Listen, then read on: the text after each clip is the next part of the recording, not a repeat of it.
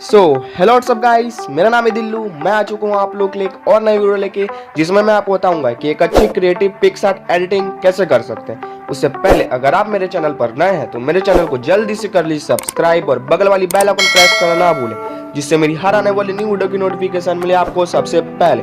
तो चलिए गाइस शुरू करते हैं।